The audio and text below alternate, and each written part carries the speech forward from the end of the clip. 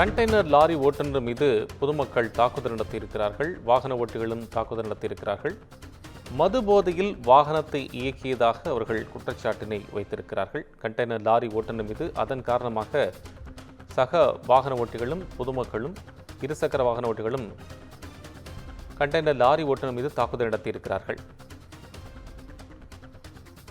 விவரங்களை வழங்குவதற்காக செய்தியாளர் பாஸ்கர் இணைப்பில். விவரம் சொல்லுங்க பாஸ்கர்.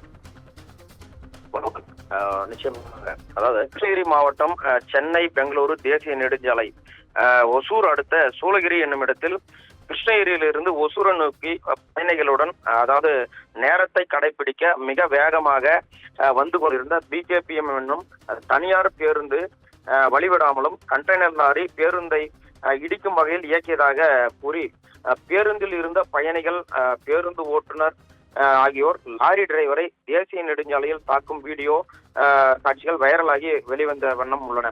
இந்த சூழ்நிலையில் லாரி டிரைவர் குடிபோதையில் விபத்து ஏற்படும் வகையில் அதாவது லாரியை இயக்கியதாக பேருந்தில் பயணித்தவர்கள் ஆத்திரமடைந்து தாக்கியுள்ளனர். மேலும் தாக்குதலுக்குள்ளான டிரைவரை போலீசார் மீட்டு லாரி மற்றும் தனியார் பேருந்து இரண்டையும் காவல் நிலையத்திற்கு எடுத்துச் சென்று லாரி ஓட்டுநரை அதாவது மருத்துவமனையில் அனுமதித்து மேலும் சிகிச்சை அளித்து வருகின்றனர்.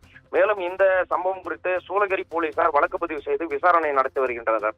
கோபால், நன்றி பாஸ்கர், விவரங்களுக்கு நன்றி.